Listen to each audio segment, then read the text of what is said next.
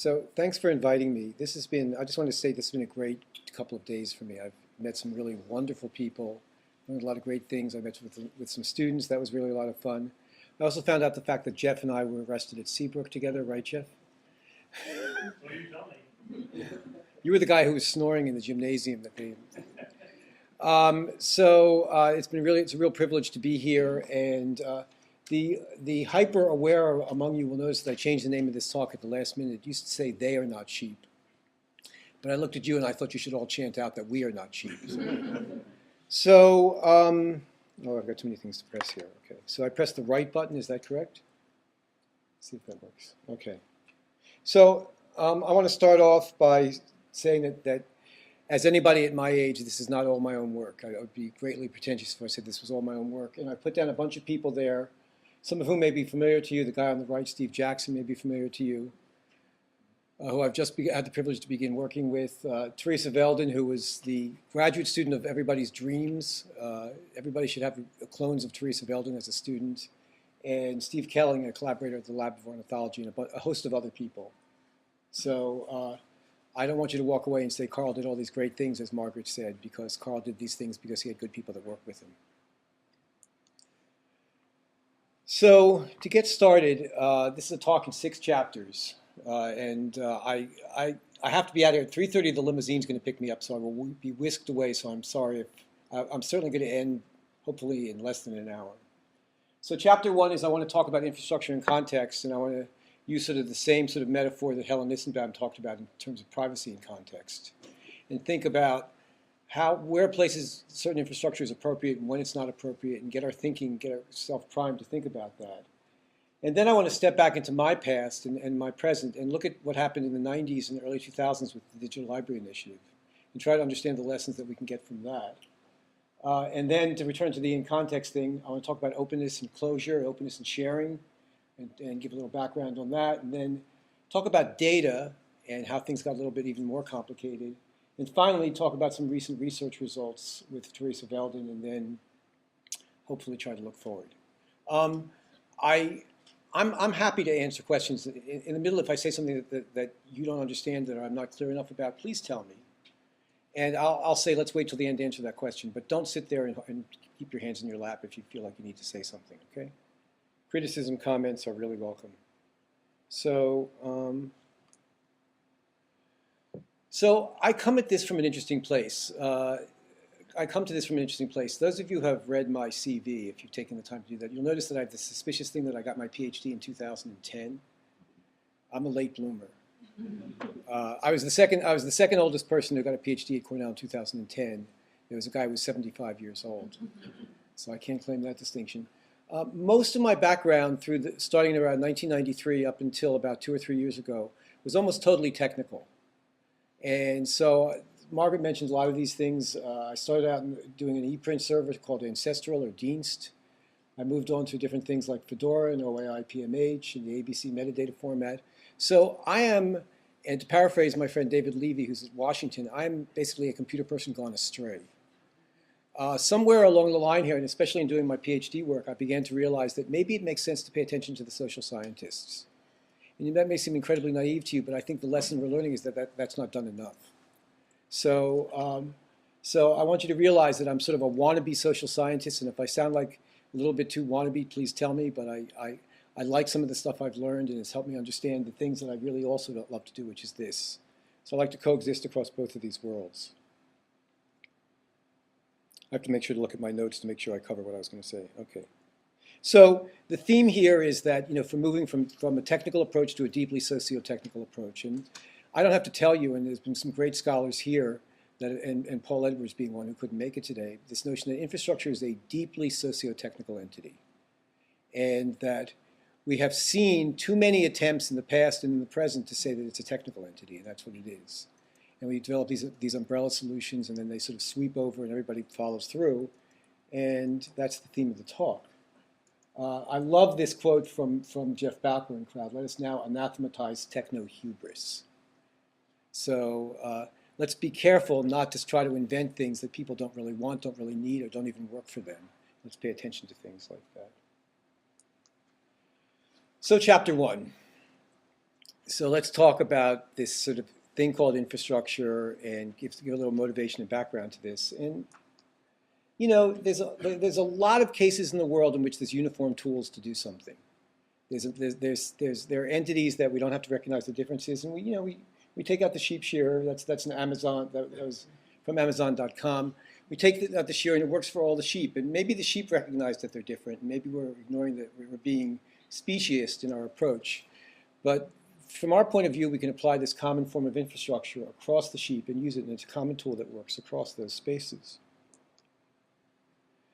The reality is that we as scientists, as researchers, and as scholars are not sheep. We're very different. We're very different not only in our personal makeup, we're very different in what I'll call the research culture that we work under. We have different rules, we have different methodologies, we have different needs. And the attempts to take that nice little generic thing and make us and give us a way of talking to each other just don't work as well as the sheep shearing device does. So the basis of my research in this area is how do we understand that? And that's what we're getting to in the talk.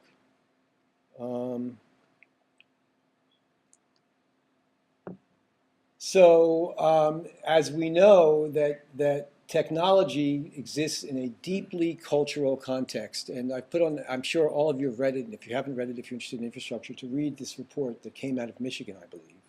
Paul Edwards is the first name on it, Steve Jackson is the second name. And really understand this notion that there's this ecology that infrastructure exists within, and this myth of technological determinism, that this thing's going to come in and change that culture and change that in some deterministic way, is a false pretense, and it gets us into a lot of trouble. The late Susan Lee Starr has this wonderful thing that infrastructure really can only be understood in relation to organized practices. So there's some kind of puzzle here we have to solve, and we have to figure out what those pieces are, and we can't start cramming the wrong piece into the wrong place in the puzzle, or pretending that the piece that we're working on is the only part of the puzzle. And in my own work, this is from a JCDL paper I had last year, there's this notion that in thinking of the DataNet projects and the Data Conservancy in particular that I worked in, you have a bunch of these sort of question areas. You have huge technical questions, things that we have yet to solve after years of research in this area. Identity, how to identify things. The simplest notion, what is the unit of information we're talking about, and what is the identity, the persistent identity of that information? We've been doing this for years, right? And we still don't have real answers to that. Deeply difficult questions that also are codependent on the organizational questions. What's the structure of the organizations that are going to exist? What are the scientific questions that arise when we start to introduce data-intensive science? How does science change? Does it change in what fashion? How does it affect the technology? And then that exists in some really broader institutional context of huge disruption that comes along when these digital technologies are introduced. We've seen these things happen in the music industry, the entertainment industry, and to pretend that we can answer these questions without looking around us is a really bad place to be. And we're going to get ourselves into a bind and into trouble. So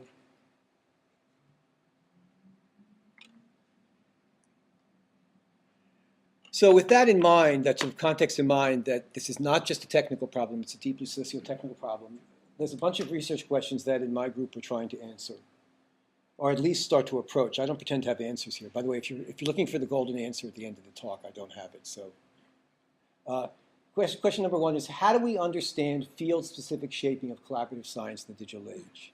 We have this thing we dream of. We have this whole notion of collaborative science, but what is it about research fields? And you notice I'm not using disciplines. We'll get back there in a second. What is it about research fields that shapes the way that unfolds? The second question is, how do we scale up these studies to understand at all levels, at the micro level about how I collaborate with you, at the meso level about how my research group collaborates with your research group or larger research groups, and at the macro level on the global sort of scale of disciplines and the whole sort of scientific community. The third one, and you'll notice Steve Jackson peering through here a little bit, what are the temporal dynamics of field-specific behavior? Both in terms of the rhythms in my work, when is openness and closure appropriate, when is it inappropriate, and over the long term, how do fields change over time, and especially in terms of as they engage in interdisciplinary activity with fields that are very different from them. And then the grand one is how do we design cyber infrastructure to account for this? So I'm going to get to this point where we at least start to approach these questions and come up with not answers, but at least some intuition and some understanding. Chapter 2. So I want to look back in my past a little bit and understand what happened in this thing called digital libraries. And the case study is the DLI, Digital Library Initiatives. Dan, do I have those dates correct? The second one sort of petered out in sort of an odd fashion, but so DLI. That's about right. That's about right. So the NSF funded two DLI programs from '94 to '98. The first one was Michigan, Stanford, Berkeley, and Carnegie Mellon. And the second one was a host of others, including myself. I'm in the lower right-hand corner there. That's Project PRISM, from which arose Fedora and OAI PMH in some of its forms. And DLI was a big deal back in its day. I mean, we thought we were inventing the library of the future. There's some very, very grandiose statements and some very, very excellent results. There's this thing that starts with the G that you search things on the web all the time, that you could say grew out. I mean, I think it's valid to say it came from DLI. A bunch of really good things came out, but the vision that we had was somewhat compromised. So you could argue that's a very successful NSF program, and I'm not arguing that it's successful or unsuccessful. But what happened to the vision, and what was the vision?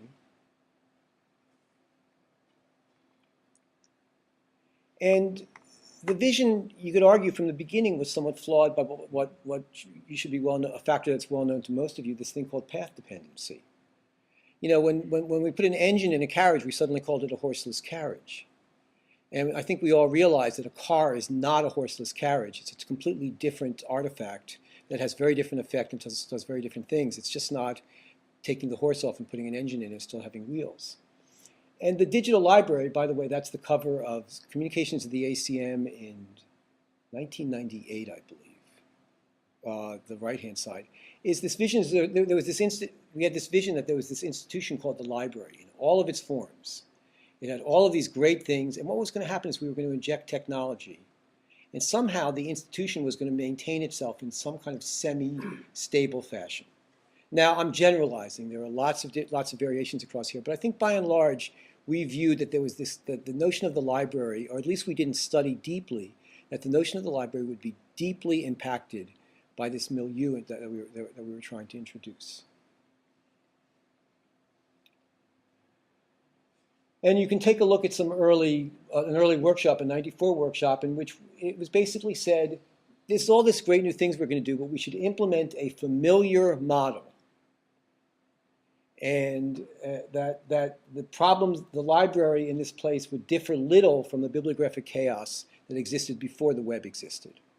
So there was not a big change here. There was, in sort of using Clayton Christensen's language, there was not some huge disruptive thing that happened here. What happened was an increment. And I think the model for that is that indeed, when we went from the paper-based card catalog to the computer-based card catalog, it was a relatively minor change in terms of larger cultural implications. The ordering mechanism stayed in place, just the delivery mechanism changed. In this case, the ordering mechanisms changed drastically. And I'll get to that in a second. So on the other hand, were the computer scientists who thought that we were going to inject technology. There was this sort of thing, there was this technology-driven approach that was going to take over and was really going to push this thing forward. So you have this sort of traditionalists and I don't want to put value judgments on either of these crowds because both of us were looking through half of our vision. Okay? So what happened? How did we go from this? And by the way, if there's a librarian in the room and you're going to get offended, I'm not saying any awful things about libraries. I love libraries. Some of my best friends are librarians. But I think we all recognize that we've gone to a state in which the institution itself is somewhat under threat. I'm saying that very carefully. And it's getting a little fuzzy. The edges are getting a little hard, getting hard to discern there. And so what happened as we went from here to there, and how did it happen? Whoops. And using some language of Bruno Latour and other people in STS, there's this case of what we call disruption and depunctualization. that if you think of, and I'll get to the more theoretical basis of this in a second, if you think of these as socio-technical systems, they're highly interdependent, balanced systems that when you change parts of them, the rest of the system reverberates in response to that, and that's disruption. And depunctualization is the fact that you took this thing called the library and all that it was, and suddenly you exposed all of its parts into the open web. And it's no longer a library, it's a search service, it's a preservation service. Things that were hidden behind one door are now exposed on their own, so they're taken out of the black box.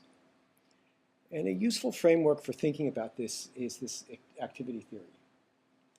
So I'm sure most of you are familiar with this. How many people am I preaching to the known fact here? Don't be shy, raise your hands. Okay, so activity theory or activity systems is this notion that there are pointers. There are subjects and objects, people trying to perform things with outcomes. I'm trying to find books in the library so I can write my dissertation. And in the simplest form, there's mediation. There's this notion of mediation that occurs. That there are artifacts and tools that mediate this behavior. And if those artifacts and tools change, or the subject changes, or the object changes, things start to happen to the whole thing there. Well, the world's much more complex than this. And in fact, it's a triple mediated system with a bunch of different agents in it. There's the subjects trying to perform things, there's the mediating artifacts, there's the rules under which I operate, the rules of scholarly communication, peer review, tenure, etc., the reward system. There's my community that I coexist in, there's the division of labor in this world, there are professors, there are students, there are librarians, etc. And all of those things mediate me trying to get to that goal. Okay? So the important notion here is this balance is fragile. And when, as I said, when the artifacts change, when the tools change, it shakes the system. When the division of labor changes, it shakes the system. So we have a model here for at least trying to, a framework for not understanding, but at least posing the notion of how things change in this way. So let's look at the library. Let's go back to the library for a second and think about what happened. So I maintain, and I'm open for argument about this because no one's challenged me yet, that the library as an institution, not as a building, not as a service, as an institution rests on 5 fundamental bases, 5 fundamental assumptions that have existed ever since the beginning of the library. The first one is the nature of control zone. Ross Atkinson, the late Associate University Librarian at Cornell, has a wonderful paper about the control zone. If you haven't read it, it really lays out how the library is based on the notion that what's inside the library and what's outside the library. And controlling that border of inside and outside is very important. Now, in the physical library, you walked in the door. Before we could access it by computers, you walked in the door, you were inside the library. Everything there was of a certain known set of qualitative characteristics. You walked out, you were outside. Okay? Number 2, intermediation. A basic assumption in the research library and other libraries is that somebody stands between you and the resources. You don't own the books. They create an organized world on top of an ordered world on top of a chaotic world for you, and that they intermediate between you and the product. You don't get the product directly. You get it through the library. Uniformity. This notion that there was a document model. There was this, now, of course, libraries do books, they do manuscripts, they do maps, but there was this basic notion of what was recordable in a MARC record in AACR2, that you could treat these things very much uniformly, that they were packageable. Which takes me to document fixity, that things, once they were instantiated in the library, didn't change. When I put a book on the shelf and I came back a year later, it was still there in the same form. It didn't suddenly become a porn site. Okay, or something that was completely different. It didn't change over time, it stayed constant. And lastly, the commitment to longevity. And if you take a look at the web context, and I don't have time now to focus completely on this, each one of these is challenged. As we move into 2011, every single one of these, go to an undergraduate student and say, I want to put you in a control zone of an information space. And they'll look at you like you're crazy. Intermediation. Imagine someone saying, I will do your Google search for you. Uniformity. Well, we know that one of the problems that we're dealing with here is we have highly complex digital objects and digital artifacts that we're talking about. And document fixity, well, that's thrown out the window. It's here today, gone tomorrow, or here today, changed tomorrow. And longevity is a bedeviling problem that we're still trying to figure out. So, to close out this section, if you then go back to this activity diagram and you say, what did research look like in the pre-web age? It basically was constrained within this library environment. There was the tools were library catalogs, library collections, interlibrary loan. There were static physical objects in the library. There was a strict division of labor. There was a separation of authoring from publishing. Things were very well organized. And as soon as we moved into the web era, here's the same picture in Web 2.0 scholarship. All of a sudden, we have browsers, we have Google, we have Wiki, we have all sorts of types of different objects and artifacts and tools. The division of labor breaks down very much. We have authors becoming readers, becoming publishers. Anybody can publish. And the result of this is a real breakdown that you can read the book. It's hard to see. Have the rules changed? I'm sorry. So this is so the thing up on top is the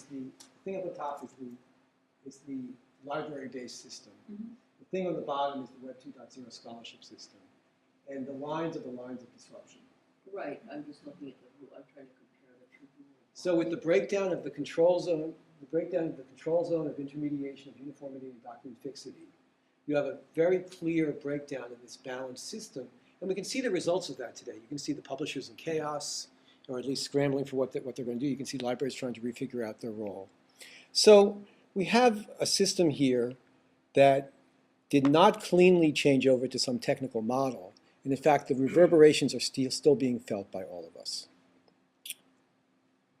Chapter 3. So let's take one element of this breakdown and talk about. Let's start to focus on the issue of how things differ and how reactions differ. So I want to talk a little bit about openness and closure. So back in 1991, how many people are familiar with the ARXIV?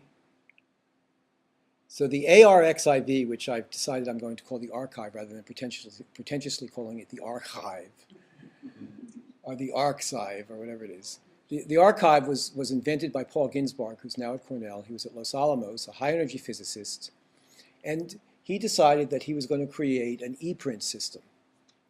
And 1991 was before the web existed, and the system was email and FTP based. The original archive was email and FTP based, and they were one of the first adopters of web technology, one of the first presences on the web.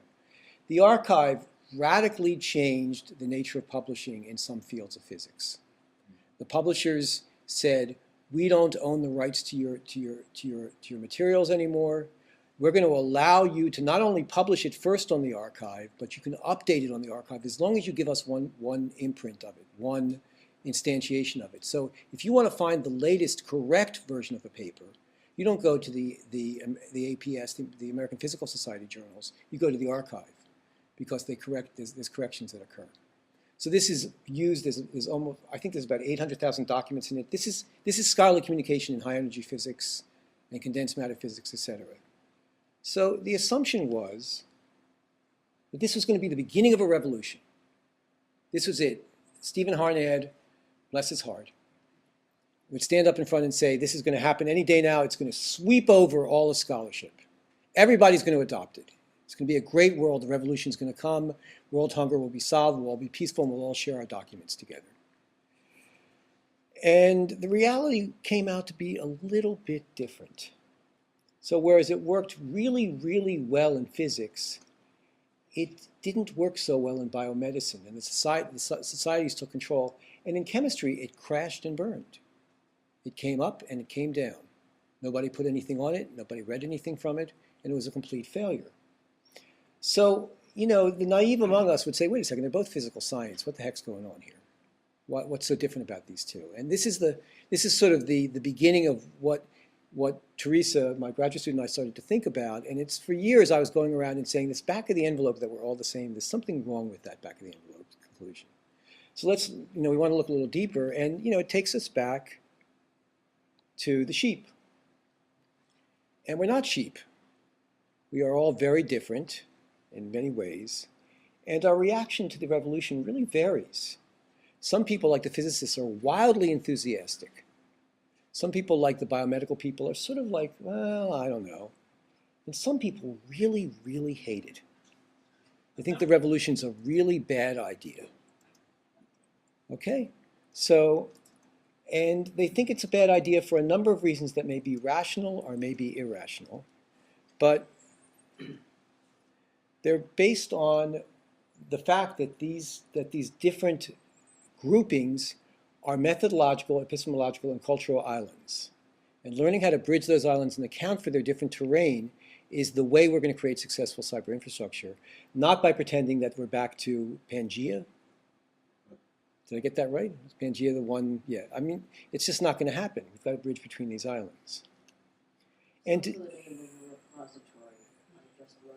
oh well. All names have double entendres or triple entendres. So to go back to Helen Nissenbaum and her privacy and context, we really have to think of openness and context. We have to approach this without normative framing. It's important to not say that openness and sharing are automatic goods. It's always good to share. All of our cyber infrastructure should be designed on the basis that it's always good to share. That is a bad assumption.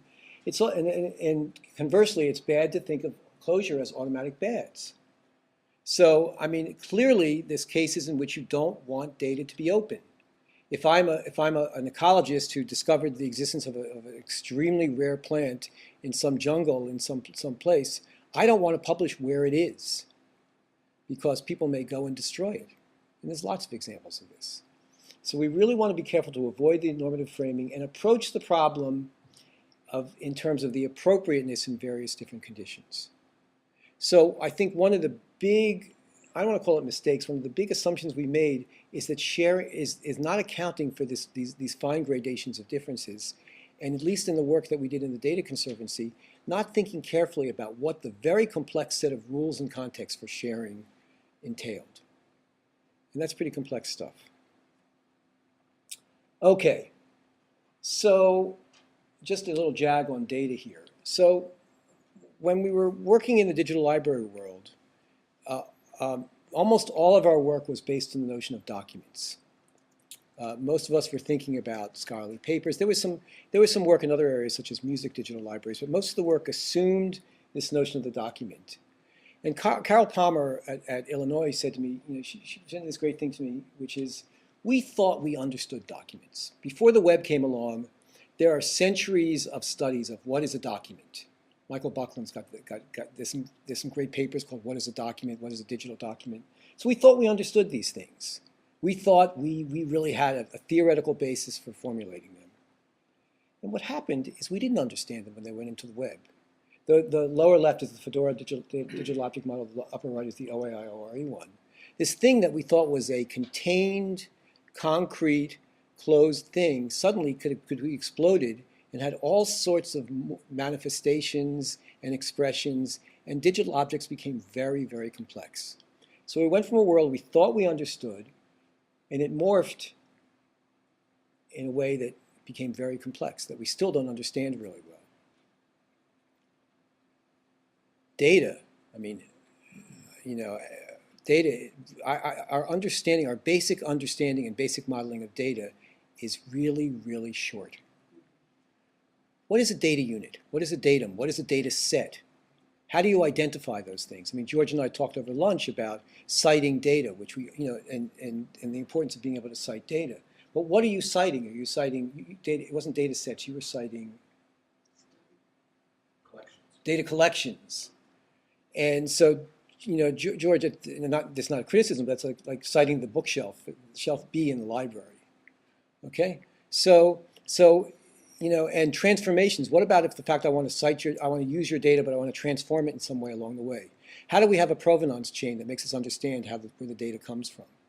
So we have a very bare understanding, and Alan Rainier and Dave Dubin at Cornell, Illinois, are looking at this and trying to figure out how to model this stuff, and it's really interesting work.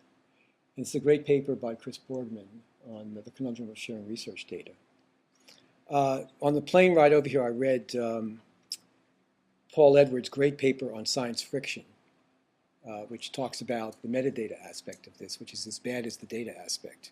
Metadata is supposed to make the world better, but metadata for science data seems to make the world more complex in its own set of ways. I'll let you see what Paul says about that. So I'm sorry to say, and not to criticize my favorite funder, the NSF, we seem to be stuck in some of the same patterns. Those of us who've had experience with the DataNet program have seen a tremendous push by the NSF to say, produce something, produce technical artifact, produce technology, get it done, deploy it. We want a prototype, and then in 2 years we want more objects in it, and we'll measure you by the number of objects you have in your repository and the number of accesses over the period, as if this is a problem of shearing sheep. And I'm a member of both Data One and a member of the late Data Conservancy, I look forward to when your project joins, to trying to convince the NSF that maybe slowing down on this push to technology makes a lot of sense. Okay, so we've got a problem here. We've got a problem space. We've got at least some understanding of the past, how it reflects upon the present. And now I want to talk about the research that we've done, the research we've done in the context of that. And a large amount of what I'm saying comes out of Teresa Veldon's thesis. A wonderful document. If you're really interested in this area, I recommend that you spend some time on that. And so let me go into that. So let's go back to this picture.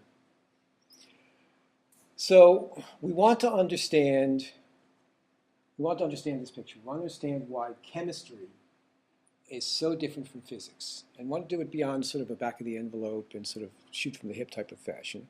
So the way to start, the first thing we did is we got some NSF money to organize a workshop. And in this workshop, we pulled together a bunch of prominent chemists, publishers, and information scientists. I'll show you the attendee list in a second. And we tried to characterize what scholarly communication is and what are the salient aspects of research in chemistry.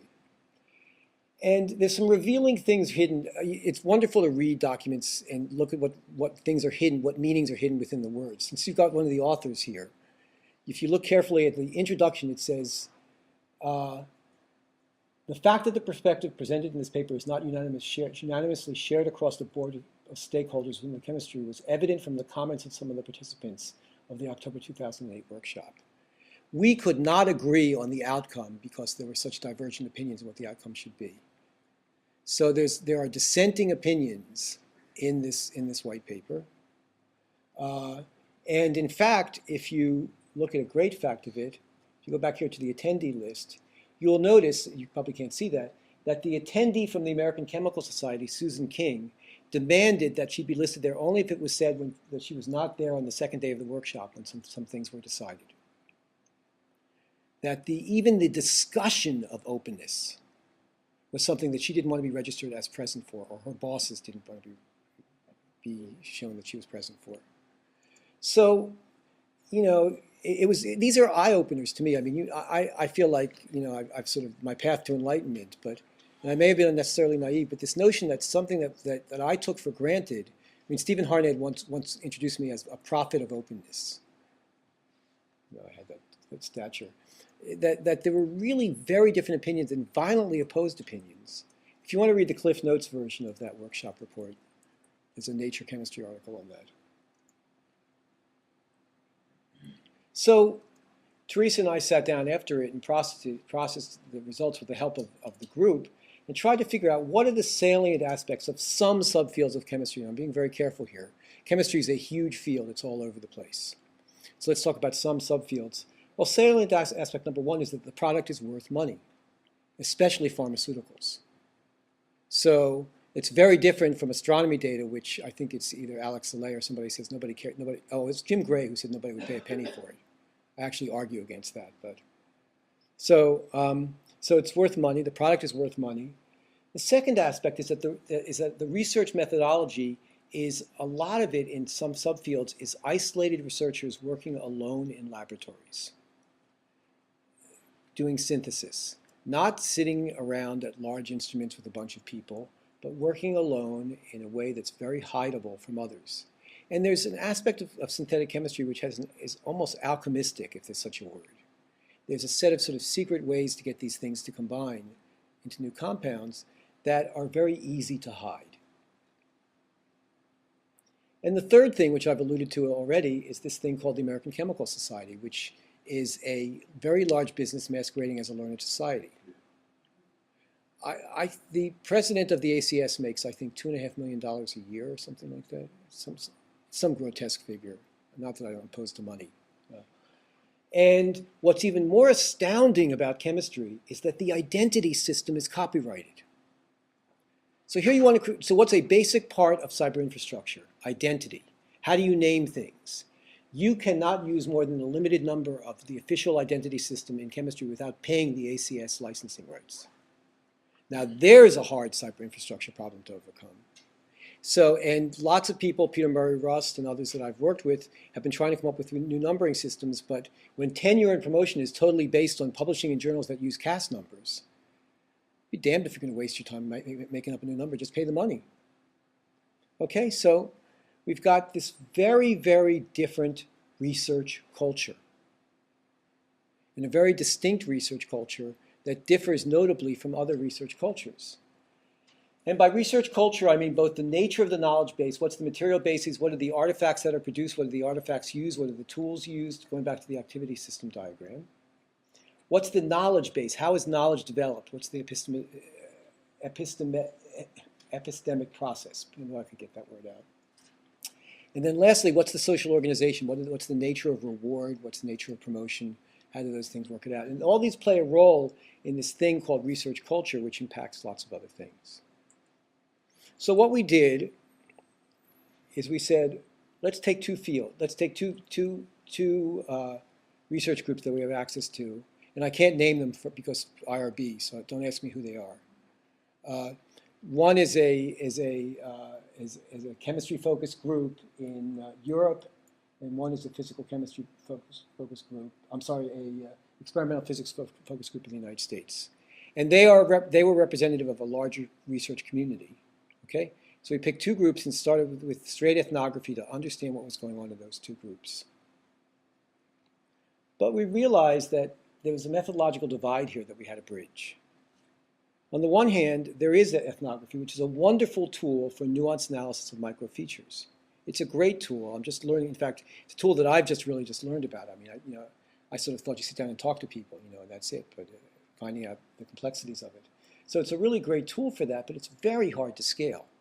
I mean, how many in the room have transcribed interviews? Ooh! Talk about labor-intensive things, right? What is it? It's a 1-to-10 ratio. The back of the envelope is sort of like it takes 10 times as many hours to transcribe as the actual time of the interview itself, or something of that order. So, but the nuanced analysis is extremely important. On the other side is network analysis that is becoming increasingly popular, of course, as things become available, which is very scalable, reveals lots of macro features, but these bibliographic markers and other topological aspects of the network are really distant from their actual meaning. What does it mean that these things are clustered together? And in fact, I'm not an expert in clustering, but what is this clustering algorithm actually showing me, as opposed to the other clustering algorithm, which is showing me something else? Okay? So we have these two things that are very useful and flawed in their own right.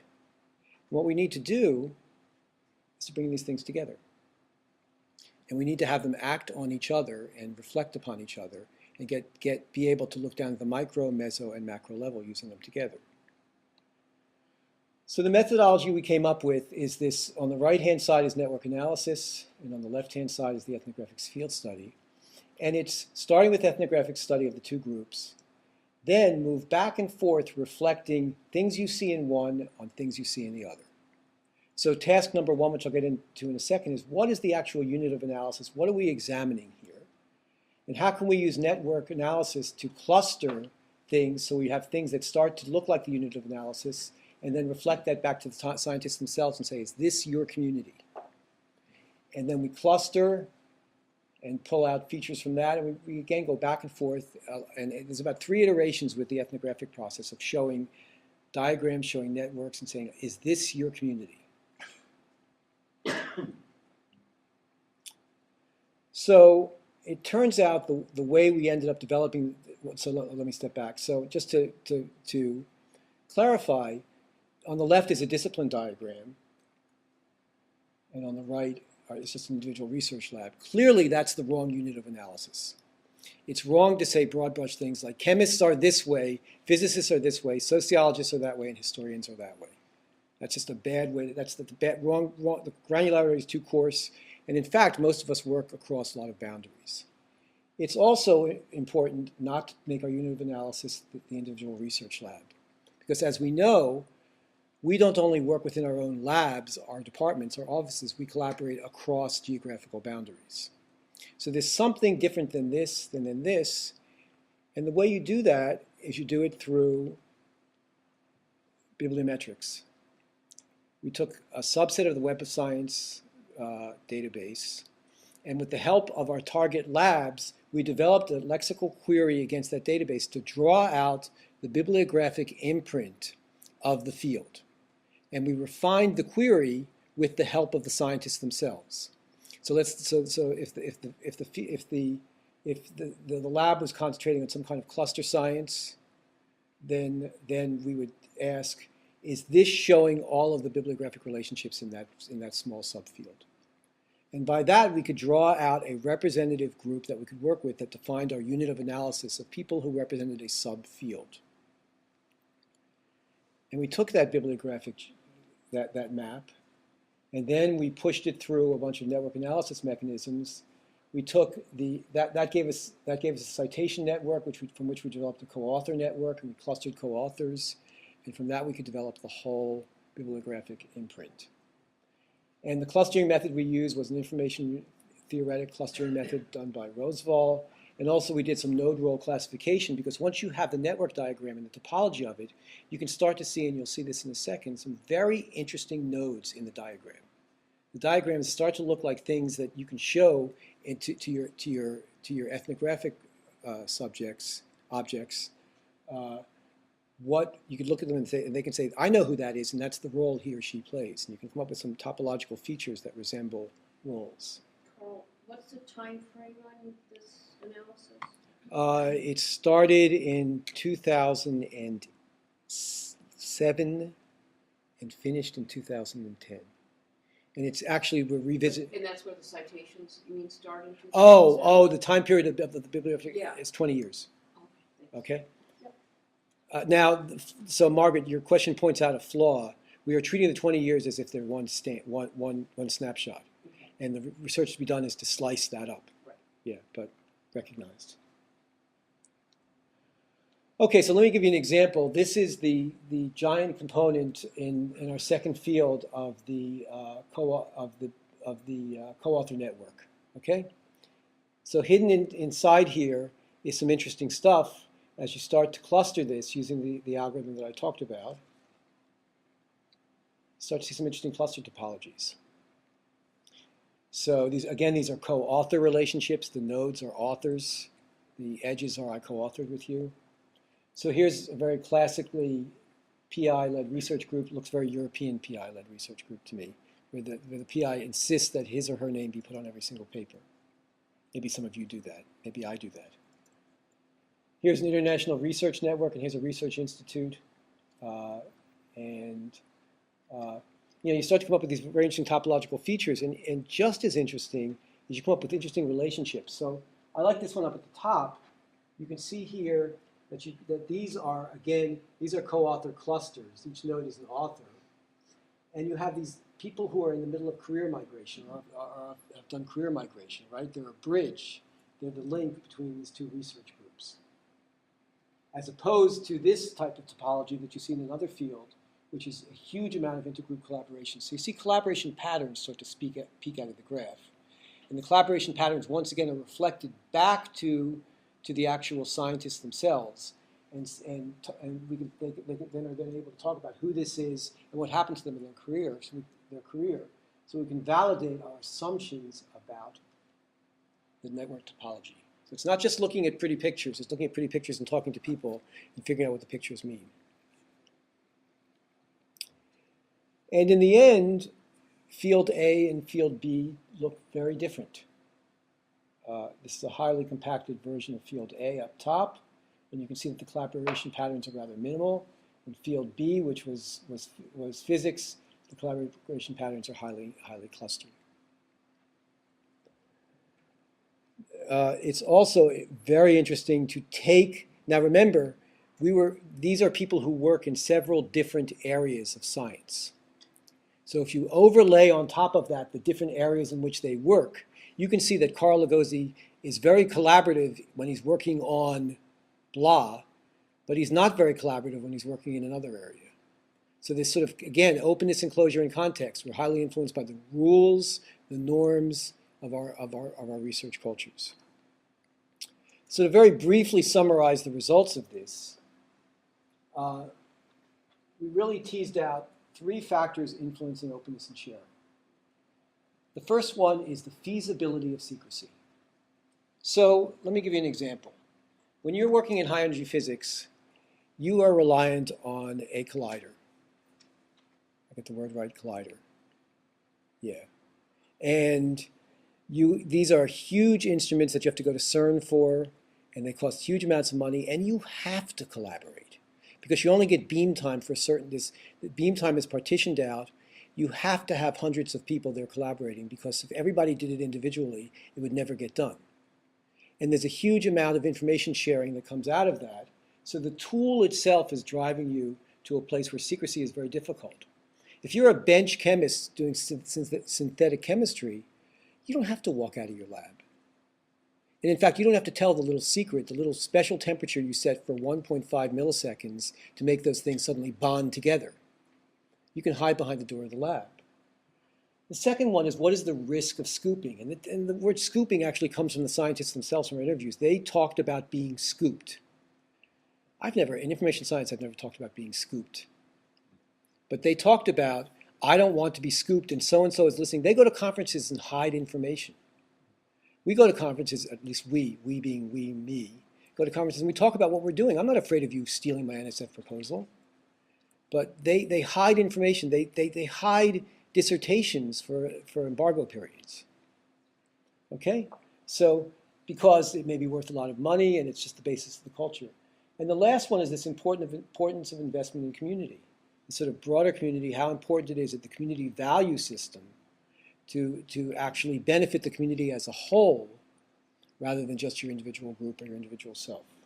And you can see from the chart here, Group 1 that we studied had a high risk of scooping, a very high feasibility of secrecy, and a very low importance of investment in community, and their openness and sharing behavior was extremely low.